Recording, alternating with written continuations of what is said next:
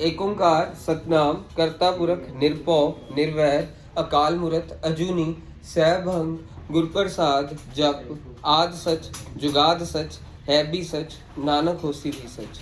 वाहिगुरु जी का खालसा वाहिगुरु जी की फतेह। Dear students, in this video I am going to cover question 50 of cash flow statement TS Garewal 2020 edition. So cash flow statement as per accounting standard 3 of Companies Act 2013। सबसे पहली तो चीज operating activity की surplus as per statement of profit loss reserve surplus में होता है हमेशा, and reserve surplus के आगे नोट नंबर लिखा है। जब भी नोट नंबर लिखा, अगर नोट नंबर ना लिखा होता है यहाँ पे रिजर्व सरप्लस के आगे, तो हम इसी का रिजर्व सरप्लस का ही डिफरेंस यहाँ पे surplus as per statement of profit loss में लिख देते हैं। अब हमने नीचे नोट देखा, नोट में रिजर्व सरप्लस में क्या क्या दिया है, SPR, general reserve, surplus, balance in statement of profit loss. तो मैंने surplus balance in statement of profit loss का डिफरेंस लिख दिया। Surplus as per statement of profit loss 48,000 minus 30,000 18,000 लिख दिया।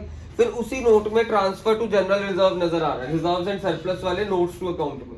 जनरल रिजर्व से मेरा ट्रांसफर हो रहा है 30,000, I wrote there 30,000। Then provision for tax, provision for tax वैसे तो पहली प्रेफरेंस दसिया मेड हुंदी है, करंट ईयर हुंदी है, ठीक है। पर जे तुहानू कोई भी एडजस्टमेंट दिती है टैक्स वाली, कोई भी adjustment, then you have to prepare provision for taxation account. Remember this, मैंने आपके लिए यहाँ पे बनाया प्रोविजन फॉर टैक्सेशन अकाउंट। जब कोई भी टैक्स वाली एडजस्टमेंट दिती है, प्रोविजन फॉर टैक्सेशन अकाउंट बनाया। ਇਹ ਟੈਕਸੇਸ਼ਨ ਲਾਇਬਿਲਿਟੀ ਹੈ, ਲਾਇਬਿਲਿਟੀ ਦਾ ਕ੍ਰੈਡਿਟ ਬੈਲੈਂਸ ਹੁੰਦਾ, ਤੁਹਾਨੂੰ ਪਤਾ ਅਕਾਊਂਟ ਦਾ ਆਹ ਡੈਬਿਟ ਬੈਲੈਂਸ ਹੁੰਦਾ, ਆਹ credit balance. Opening balance liability ਦਾ ਕ੍ਰੈਡਿਟ ਹੁੰਦਾ, ਤਾਂ ਮੈਂ ਓਪਨਿੰਗ ਬੈਲੈਂਸ ਇੱਥੇ ਲਿਖ ਦਿੱਤਾ 40,000। ਕਲੋਜ਼ਿੰਗ ਬੈਲੈਂਸ ਕਿੰਨਾ ਮੇਰੇ ਕੋਲ 50,000, ਮੈਂ ਕਲੋਜ਼ਿੰਗ ਬੈਲੈਂਸ ਉੱਥੇ ਡੈਬਿਟ ਸਾਈਡ ਤੇ ਲਿਖ ਦਿੱਤਾ, ਕਿਉਂਕਿ ਪ੍ਰੋਵੀਜ਼ਨ ਫॉर ਟੈਕਸ ਮੇਰੀ ਲਾਇਬਿਲਿਟੀ ਹੈ, ਐਂਡ ਯੂ ਨੋ ਲਾਇਬਿਲਿਟੀ ਦਾ ਕ੍ਰੈਡਿਟ ਬੈਲੈਂਸ ਹੁੰਦਾ, ਤਾਂ ਮੈਂ ਕ੍ਰੈਡਿਟ ਬੈਲੈਂਸ ਦੇ ਵਿੱਚ ਲਿਖਤਾ by balance brought down 40,000 and to balance carried down ਮੇਰੇ ਕੋਲ ਇੱਧਰ ਆ ਗਿਆ। ਉਸ ਤੋਂ ਬਾਅਦ ਮੈਨੂੰ ਐਡਜਸਟਮੈਂਟ ਦਿੱਤਾ ਪੇਡ, ਟੈਕਸ ਪੇਡ ਇੱਥੇ 35,000 ਲਿਖ ਦਿੱਤਾ, ਬੈਲੈਂਸਿੰਗ ਫਿਗਰ ਇੱਥੇ ਆ ਰਹੀ ਹੈ ਤਾਂ ਮੇਡ ਹੋਊਗੀ। ਕਦੀ ਕਦੀ ਐਡਜਸਟਮੈਂਟ ਚ ਮੇਡ ਦਿੱਤਾ ਹੋ ਸਕਦਾ, ਫਿਰ ਤੁਹਾਡੀ ਪੇਡ ਬੈਲੈਂਸਿੰਗ ਫਿਗਰ ਹੋ ਜਾਏਗੀ। ਐਂਡ ਤੁਸੀਂ ਇੱਥੇ ਹੁਣ ਆਪਰੇਟਿੰਗ ਐਕਟੀਵਿਟੀਜ਼ ਚ ਜਦੋਂ ਕਰਨਾ, ਆਪਰੇਟਿੰਗ ਐਕਟੀਵਿਟੀਜ਼ ਦੇ ਵਿੱਚ ਸਭ ਤੋਂ ਪਹਿਲਾਂ ਇੱਥੇ ਪ੍ਰੋਵੀਜ਼ਨ ਫॉर ਟੈਕਸ ਜਦੋਂ ਸਟਾਰਟਿੰਗ 'ਚ ਲਿਖੋਗੇ, ਪ੍ਰੋਵੀਜ਼ਨ ਫॉर ਟੈਕਸ ਮੇਡ ਤੇ ਕਰੰਟ ਈਅਰ, ਤੁਸੀਂ ਮੇਡ ਵਾਲੀ ਵੈਲਿਊ ਲਿਖ ਦੇਣੀ ਅਕਾਊਂਟ ਚੋਂ ਕਾਪੀ ਪੇਸਟ ਕਰਕੇ। ਇਸ ਅਕਾਊਂਟ ਚੋਂ ਮੇਡ ਆ ਰਿਹਾ 45,000, ਤੁਸੀਂ ਉੱਥੇ ਮੇਡ ਹੀ ਲਿਖਣਾ, ਠੀਕ ਹੈ। ਫਿਰ ਜਿਹੜਾ ਪੇਡ ਹੁੰਦਾ ਉਹ ਆਪਰੇਟਿੰਗ ਐਕਟੀਵਿਟੀ ਦੇ ਲਾਸਟ ਵਿੱਚ ਮਾਈਨਸ ਆ 35,000 ਪੇਡ ਆਇਆ ਨਾ, ਆਪਰੇਟਿੰਗ ਐਕਟੀਵਿਟੀ ਜਿੱਥੇ ਖਤਮ ਹੁੰਦੀ ਹੈ less provision for tax paid / last year, so ਤੁਸੀਂ ਪੇਡ ਵਾਲੀ ਵੈਲਿਊ ਇੱਥੇ ਲਿਖ ਦੇਣੀ ਹੈ। ਉਸ ਤੋਂ ਬਾਅਦ ਤੁਸੀਂ ਧਿਆਨ ਨਾਲ ਦੇਖਣਾ, ਐਡਜਸਟਮੈਂਟ 'ਚ ਇੰਟੈਰਿਮ ਡਿਵੀਡੈਂਡ ਦਿੱਤਾ ਹੈ, ਇੰਟੈਰਿਮ ਡਿਵੀਡੈਂਡ ਲਿਖ ਦਿੱਤਾ। ਡਿਵੀਡੈਂਡ ਸਾਰੇ ਇੱਥੇ ਪਲੱਸ ਹੁੰਦੇ ਆ, ਉਹੀ ਸਾਰੇ ਡਿਵੀਡੈਂਡ ਇੱਥੇ ਜਾ ਕੇ ਮਾਈਨਸ ਹੁੰਦੇ ਫਾਈਨੈਂਸਿੰਗ ਦੇ ਵਿੱਚ। ਇੱਥੇ ਡਿਵੀਡੈਂਡ ਪਲੱਸ ਹੋਇਆ, ਦੇਖੋ ਇੰਟੈਰਿਮ ਡਿਵੀਡੈਂਡ। ਪ੍ਰੋਪੋਜ਼ਡ ਡਿਵੀਡੈਂਡ 2 ਸਾਲਾਂ ਦਾ ਦਿੱਤਾ, 20 ਦਾ ਤੇ 19 ਦਾ। ਅਸੀਂ ਲਾਸਟ ਈਅਰ ਵਾਲਾ ਲਈਦਾ ਪ੍ਰੋਪੋਜ਼ਡ ਡਿਵੀਡੈਂਡ 50,000। ਡਿਵੀਡੈਂਡ ਤੇ ਇੰਟਰਸਟ ਇੱਥੇ ਪਲੱਸ ਹੁੰਦੇ ਆ, ਫਾਈਨੈਂਸਿੰਗ 'ਚ ਮਾਈਨਸ ਹੁੰਦੇ ਹੀ ਹੁੰਦੇ ਆ ਉਹ ਚੀਜ਼, ਇਸੇ ਲਈ ਮੈਂ ਇੱਥੇ ਮਾਈਨਸ ਵੀ ਕਰ ਦਿੱਤਾ ਇੰਟੈਰਿਮ ਡਿਵੀਡੈਂਡ ਤੇ ਪ੍ਰੋਪੋਜ਼ਡ ਡਿਵੀਡੈਂਡ। ਇੱਥੇ dividend plus, interest on debentures ਵੀ ਇੱਥੇ ਪਲੱਸ ਹੁੰਦਾ, ਇੱਥੇ ਜਾ ਕੇ ਮਾਈਨਸ ਹੁੰਦਾ। ਸੋ ਹੁਣ ਅਸੀਂ ਆਨੇ ਆ, ਇੱਥੇ ਤੁਹਾਡੇ ਕੋਲ ਆਊਗਾ ਇਹਨਾਂ ਸਾਰਿਆਂ ਨੂੰ ਪਲੱਸ ਕਰਕੇ profit before tax and extraordinary item, ਜੋ ਕਿ 1,63,000 ਆਇਆ। Profit before tax and extraordinary items 1,63,000 add ਹੋਗਾ ਨॉन ऑपरेटिंग ਜਾਂ non cash expense. Non operating ਜਾਂ नॉन कैश एक्सपेंस ਦੇ ਵਿੱਚ depreciation, goodwill written off, loss on sale of machinery. Depreciation question ਦੇ ਵਿੱਚ ਦਿੱਤਾ 20,000, ਤੁਹਾਨੂੰ ਕੁਐਸਚਨ 'ਚ ਐਡਜਸਟਮੈਂਟ ਨਾ 2 ਡੈਪਰੀਸੀਏਸ਼ਨ ਦਿੱਤੀ ਹੈ। ਇੱਕ ਤਾਂ ਅਸੀਂ ਮਸ਼ੀਨ ਵੇਚੀ ਹੈ, ਉਹਦੀ ਲਿਖੀ ਹੈ ਟੋਟਲ ਉਹਦੀ ਡੈਪਰੀਸੀਏਸ਼ਨ ਅੱਜ ਤੱਕ 30,000 ਲਿਖੀ ਹੈ, ਬੱਚੇ ਨਾ ਉਹ ਵਾਲੀ 30,000 ਲਿਖ ਦਿੰਦੇ ਆ। ਉਹ ਕਹਿੰਦੇ ਕਿ ਉਸ ਮਸ਼ੀਨ ਤੇ ਅੱਜ ਤੱਕ ਜਿੰਨੇ ਵੀ ਸਾਲ ਅਸੀਂ ਮਸ਼ੀਨ ਵਰਤੀ ਹੈ ਉਹਦੇ ਤੇ 30,000 ਡੈਪਰੀਸੀਏਸ਼ਨ ਲੱਗੀ ਹੈ, ਪਰ ਇਸ ਸਾਲ ਡੈਪਰੀਸੀਏਸ਼ਨ ਕਿੰਨੀ ਚਾਰਜ ਹੋਈ ਹੈ ਤੁਹਾਨੂੰ ਐਡਜਸਟਮੈਂਟ ਦੇ पॉइंट नंबर 3 च लिखा हुआ है डेप्रीसीएशन चार्ज ड्यूरिंग द ईयर 20,000, मैं ते 20,000 लिख दिता। ਹੁਣ loss on sale of machinery कितना हो रहा, वो कहते मशीन 50,000 दी सीगी, ਉਹਦੇ ਤੇ ਅੱਜ ਤੱਕ ਡੈਪਰੀਸੀਏਸ਼ਨ 30,000 ਲੱਗ ਚੁੱਕੀ ਹੈ। ਮੀਨਸ ਮਸ਼ੀਨ ਕਿੰਨੇ ਦੀ ਰਹਿ ਗਈ 20,000 ਦੀ, 20,000 ਵਾਲੀ ਮਸ਼ੀਨ ਕਿੰਨੇ ਚ ਵੇਚੀ ਅਸੀਂ 10,000 ਚ, ਮੀਨਸ ਲਾਸ ਹੋ ਗਿਆ 10,000 ਦਾ। ਲਾਸ ਤੁਹਾਡਾ non operating non cash expense ਹੁੰਦਾ, loss on sale of machinery 10,000 ਲਿਖ ਦਿੱਤਾ। Depreciation charge during the year ਕਿੰਨਾ ਲਿਖ ਦਿੱਤਾ 20000 ਲਿਖ ਦਿੱਤਾ। ਗੁੱਡਵਿਲ ਦੀ ਵੈਲਿਊ ਬੈਲੈਂਸ ਸ਼ੀਟ 'ਚ ਦੇਖੋ ਘਟ ਰਹੀ ਹੈ, ਗੁੱਡਵਿਲ ਜੇ ਘਟ ਰਹੀ ਹੈ ਤਾਂ ਅਸੀਂ ਇੱਥੇ ਲਿਖਣੀ ਹੈ non operating non cash expenses. Goodwill ਦੀ ਵੈਲਿਊ ਸਾਡੀ ਘਟ ਰਹੀ ਹੈ 25000 ਨਾਲ, ਜੇ ਵੱਧਦੀ ਹੁੰਦੀ ਤਾਂ ਸਾਡੀ ਇੱਥੇ ਨਹੀਂ ਆਉਣੀ ਸੀਗੀ। ਜੇ ਗੁੱਡਵਿਲ ਦੀ ਵੈਲਿਊ ਵੱਧਦੀ ਹੁੰਦੀ ਤਾਂ ਅਸੀਂ ਇਨਵੈਸਟਿੰਗ ਐਕਟੀਵਿਟੀ 'ਚ ਲਿਖਦੇ ਪਰਚੇਜ਼ ਆਫ ਗੁੱਡਵਿਲ, ਉਹ ਮਾਈਨਸ ਹੋਣਾ ਸੀ ਕਿਉਂਕਿ ਉਹਦੇ ਨਾਲ ਪੈਸਾ ਹੱਥੋਂ ਦੀ ਜਾਂਦਾ। ਸੋ ਗੁੱਡਵਿਲ ਰਿਟਰਨ ਆਫ ਆ ਗਿਆ। ਉਸ ਤੋਂ ਬਾਅਦ ਕੋਈ ਨਾਨ ਆਪਰੇਟਿੰਗ ਇਨਕਮ ਹੈ ਨਹੀਂ, ਮੀਨਸ ਇਹਨਾਂ ਨੂੰ ਪਲੱਸ ਕਰਕੇ 1,63,000 ਦੇ ਵਿੱਚ ਆ ਸਾਰਾ ਕੁਝ ਪਲੱਸ ਕਰਕੇ ਆਊਗਾ operating profit before working capital changes, that is 2,18,000। ਹੁਣ ਇਸ ਤੋਂ ਬਾਅਦ ਅਸੀਂ ਕਰਾਂਗੇ ਐਡ ਡਾਇਲ। ਡਾਇਲ ਦੀ ਫੁੱਲ ਫਾਰਮ ਜਿੱਦਾਂ ਮੈਂ ਲਿਖੀ ਉਦਾਂ ਹੀ ਤੁਹਾਨੂੰ ਨਾਲ ਲਿਖਣੀ ਪਏਗੀ, ਡਿਕਰੀਜ਼ ਇਨ ਕਰੰਟ ਐਸੈਟ ਇਨਕਰੀਜ਼ ਇਨ ਕਰੰਟ ਲਾਇਬਿਲਿਟੀ, ਲੈਸ ਦਲੀਆ ਡਿਕਰੀਜ਼ ਇਨ ਕਰੰਟ ਲਾਇਬਿਲਿਟੀ ਇਨਕਰੀਜ਼ ਇਨ ਕਰੰਟ ਐਸੈਟ। ਬੈਲੈਂਸ ਸ਼ੀਟ 'ਚ ਅਸੀਂ ਜਦੋਂ ਕਰੰਟ ਲਾਇਬਿਲਿਟੀ ਕਰੰਟ ਐਸੈਟ ਦੇਖੇ ਤਾਂ ਟ੍ਰੇਡ ਪੇਬਲ ਦੀ ਵੈਲਿਊ ਕਰ ਰਹੀ ਸੀਗੀ ਸਾਡੀ ਵੱਧ ਰਹੀ ਸੀ, ਮੀਨਸ ਉਹ ਇਨਕਰੀਜ਼ ਇਨ ਲਾਇਬਿਲਿਟੀ ਡਾਇਲ ਜਾਊਗਾ 34,000 ਡਾਇਲ ਪਲੱਸ ਹੁੰਦਾ। ਤੇ ਦਲੀਆ ਦੇ ਵਿੱਚ ਇਨਵੈਂਟਰੀਜ਼ ਦੀ ਵੈਲਿਊ ਸਾਡੀ ਵੱਧ ਰਹੀ ਸੀ, ਇਨਵੈਂਟਰੀਜ਼ ਕਰੰਟ ਐਸੈਟਸ ਹੈ, ਜੇ ਕਰੰਟ ਐਸੈਟਸ ਵਧਦੇ ਹੈ ਤਾਂ ਅਸੀਂ ਉਹਨੂੰ ਦਲੀਆ 'ਚ ਲਿਖਦੇ ਆ ਤੇ ਲੈਸ ਕਰਦੇ ਆ। ਇਨਵੈਂਟਰੀ ਸਾਡੀ 82,000 ਨਾਲ ਵੱਧ ਰਹੀ ਸੀ ਪਰ ਅਸੀਂ ਮਾਈਨਸ ਕਰਿਆ ਕਿਉਂਕਿ ਦਲੀਆ 'ਚ ਇਨਕਰੀਜ਼ ਇਨ ਕਰੰਟ ਐਸੈਟ ਸਾਡੇ ਮਾਈਨਸ ਹੁੰਦੇ ਆ, ਠੀਕ ਹੈ ਜੀ। ਸੋ ਲੈਸ ਹੁੰਦਾ ਦਲੀਆ। ਫਿਰ ਉਸ ਤੋਂ ਬਾਅਦ ਉਹਦੀ ਤੁਹਾਡੇ ਕੋਲ 218 + 34 + 82 ਤੁਹਾਡੇ ਕੋਲ ਆਊਗਾ 1,70,000। ਇਹ ਆ ਰਿਹਾ ਤੁਹਾਡਾ ਪਲੱਸ ਦੇ ਵਿੱਚ।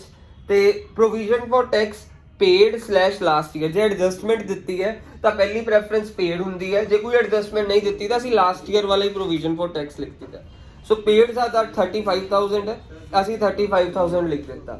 1,70,000 - 35 is 1,35,000। ਉਹ ਸਾਡੀ cash flow from operating activities ਆ ਕਿਉਂਕਿ ਆਨਸਰ ਪਲੱਸ ਦੇ ਵਿੱਚ ਹੈ।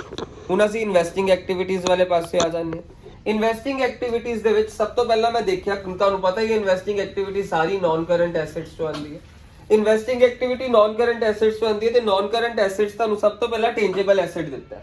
ਟੈਂਜੇਬਲ ਐਸੈਟ ਮੈਨੂੰ ਨਜ਼ਰ ਆ ਰਿਹਾ ਵਧਦੇ ਪਏ ਹੈ, ਵਧ ਰਿਹਾ ਮੀਨਸ ਮੈਂ ਖਰੀਦਿਆ ਮੇਰੇ ਹੱਥੋਂ ਪੈਸਾ ਗਿਆ ਮੀਨਸ ਮੇਰੇ ਹੱਥੋਂ ਕੈਸ਼ ਜਾ ਰਿਹਾ, ਮਾਈਨਸ ਕਰਾਂਗਾ ਤੇ ਪਰਚੇਜ਼ ਆਫ ਟੈਂਜੇਬਲ ਐਸੈਟ ਇਦਾਂ ਨਿਕਲਦਾ ਕਲੋਜ਼ਿੰਗ ਪਲੱਸ ਸੇਲ ਦੀ ਬੁੱਕ ਵੈਲਿਊ ਮਾਈਨਸ ਓਪਨਿੰਗ।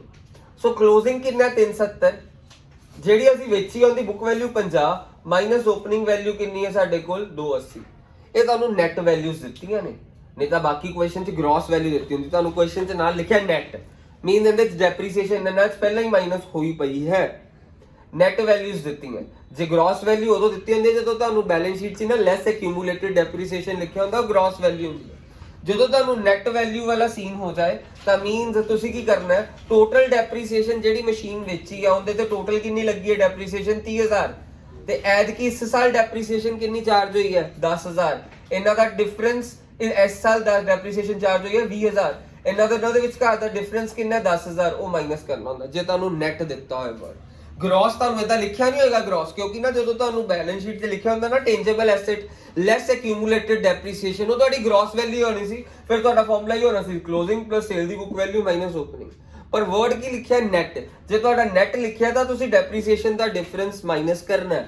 ਜਿਹੜੀ ਮਸ਼ੀਨ ਵੇਚੀ ਉਹਦੀ ਟੋਟਲ ਡੈਪਰੀਸੀਏਸ਼ਨ ਕਿੰਨੀ ਲੱਗ ਚੁੱਕੀ ਹੈ 30,000 ਜਿਹੜੀ ਮਸ਼ੀਨ ਵੇਚੀ ਹੈ, ਤੇ ਉਹਦੀ ਉਸ ਐਤਕੀ ਇਸ ਪੂਰੇ ਸਾਲ 'ਚ ਕਿੰਨੀ ਡੈਪਰੀਸੀਏਸ਼ਨ ਲੱਗੀ 20, ਟੋਟਲ ਇਹਨਾਂ ਦਾ ਡਿਫਰੈਂਸ ਕਿੰਨਾ ਹੋ ਗਿਆ 10,000, ਉਹ ਅਸੀਂ ਇੱਥੇ ਮਾਈਨਸ ਕਰਨਾ ਹੁੰਦਾ ਜੇ ਨੈਟ ਵਰਡ ਲਿਖਿਆ ਹੋਏ। ਤੇ ਆਪਣੇ ਕੋਲ ਉਸ ਤੋਂ ਬਾਅਦ ਸੇਲ ਆਫ ਮਸ਼ੀਨਰੀ, ਅਸੀਂ 10,000 ਦੀ ਮਸ਼ੀਨ ਵੇਚੀ, ਸੇਲ ਨਾਲ ਪੈਸਾ ਆਉਂਦਾ ਸੀ ਪਲੱਸ ਕਰ ਦਿੱਤਾ, ਆਹ ਮਾਈਨਸ ਆਹ 120 ਆ ਰਿਹਾ, 120 ਮੇਰਾ ਮਾਈਨਸ 'ਚ ਆ ਰਿਹਾ ਤਾਂ ਕੈਸ਼ ਯੂਜ਼ਡ ਇਨ ਇਨਵੈਸਟਿੰਗ ਐਕਟੀਵਿਟੀਜ਼ ਆ ਗਿਆ। ਉਸ ਤੋਂ ਬਾਅਦ ਫਾਈਨੈਂਸਿੰਗ ਐਕਟੀਵਿਟੀਜ਼ 'ਚ ਮੈਂ ਗਿਆ, ਸ਼ੇਅਰ ਕੈਪੀਟਲ ਦਿੱਤੇ ਹੈ, ਸ਼ੇਅਰ ਕੈਪੀਟਲ ਦੇ ਵਿੱਚ ਨੋਟ ਦਿੱਤਾ, ਉਹਦੇ ਸ਼ੇਅਰ ਕੈਪੀਟਲ ਵੱਧ ਰਹੀ ਹੈ ਲੱਖ ਰੁਪਏ ਨਾਲ, ਮੈਂ ਇਸ਼ੂ ਆਫ ਸ਼ੇਅਰ ਲੱਖ ਰੁਪਏ ਲਿਖ ਦਿੱਤਾ। ਤੁਹਾਨੂੰ ਇਹ ਤਾਂ ਦੱਸਿਆ ਹੀ ਸੀ ਕਿ ਜਿਹੜੇ ਡਿਵੀਡੈਂਡ ਆਪਰੇਟਿੰਗ 'ਚ ਪਲੱਸ ਹੁੰਦੇ ਆ ਉਹ ਇੱਥੇ ਮਾਈਨਸ ਹੁੰਦੇ ਆ। ਪ੍ਰੈਫਰੈਂਸ ਸ਼ੇਅਰਸ ਮੈਂ ਦੇਖੇ ਮੇਰੇ ਕੀ ਕਹਿੰਦੇ ਘਟ ਰਹੇ ਆ 50,000 ਦੇ ਨਾਲ, ਮੈਂ ਲਿਖ ਦਿੱਤਾ redemption of preference share. Security premium reserve ਵੱਧ ਰਿਹਾ, ਇਨਕਰੀਜ਼ ਇਨ ਐਸਪੀਆਰ ਲਿਖ ਦਿੱਤਾ। ਇਹਨਾਂ ਨੂੰ ਪਲੱਸ ਮਾਈਨਸ ਕਰਕੇ ਤੁਹਾਡਾ ਮਾਈਨਸ 10,000 ਆ ਰਿਹਾ, ਮੀਨ ਤੁਸੀਂ ਕੈਸ਼ ਯੂਜ਼ਡ ਇਨ ਇਨਵੈਸਟਿੰਗ ਐਕਟੀਵਿਟੀ ਲਿਖ ਦਿੱਤਾ। ਹੁਣ ਲਾਸਟ ਸਟੈਪ ਕੀ ਹੁੰਦਾ ਤੁਹਾਨੂੰ ਪਤਾ ਹੀ ਹੈ, ਲਾਸਟ ਸਟੈਪ ਕੁਝ ਇਸ ਤਰ੍ਹਾਂ ਹੋਊਗਾ ਕਿ ਤੁਸੀਂ ਪਹਿਲਾ ਆਨਸਰ ਪਲੱਸ ਦੂਜਾ ਆਨਸਰ ਪਲੱਸ ਤੀਜਾ ਆਨਸਰ ਕਰਨਾ। ਪਹਿਲਾ ਆਨਸਰ 1,35,000 ਆਇਆ ਤੁਹਾਡਾ, ਪਹਿਲਾ ਆਨਸਰ 135, ਦੂਜਾ ਆਨਸਰ -120, ਤੀਜਾ ਆਨਸਰ 10,000। ਇਹਨੂੰ ਪਲੱਸ ਮਾਈਨਸ ਕਰਕੇ ਤੁਹਾਡਾ ਆ ਰਿਹਾ 5,000 ਪਲੱਸ ਦੇ ਵਿੱਚ, ਇਸ ਲਈ ਤੁਸੀਂ ਲਿਖਿਆ net increase in cash and cash equivalent. ਜੇ ਤੁਹਾਡਾ ਮਾਈਨਸ ਚਾਹੁੰਦਾ ਤਾਂ ਤੁਸੀਂ ਲਿਖਦੇ net decrease in cash and cash equivalent. ਇਹਦੇ ਚ ਕਰੋਗੇ ਕਿ add opening balance of cash and cash equivalent. ਇਹਦੇ ਚ ਤੁਸੀਂ opening balance of cash and cash equivalent plus ਕਰੋਗੇ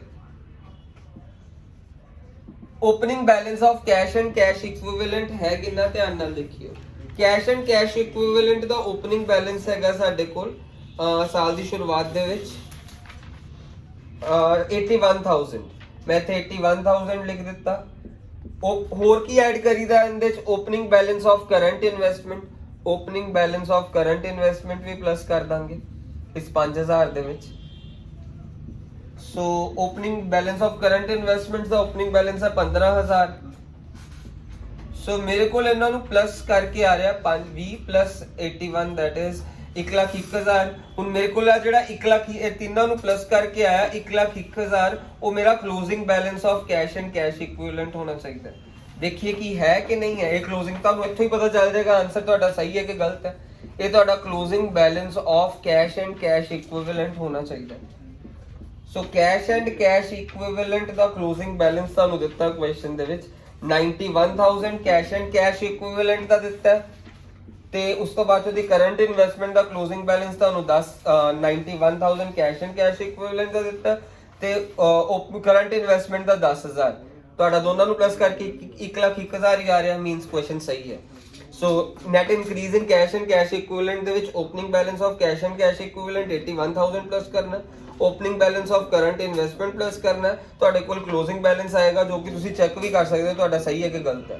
ਸੋ closing balance of cash and cash equivalent 91000, current investment ਦਾ 10000, ਸਾਡੇ ਕੋਲ 1,01,000 ਆ ਗਿਆ। ਦੈਟਸ ਇਟ, ਕੁਐਸਚਨ ਖਤਮ।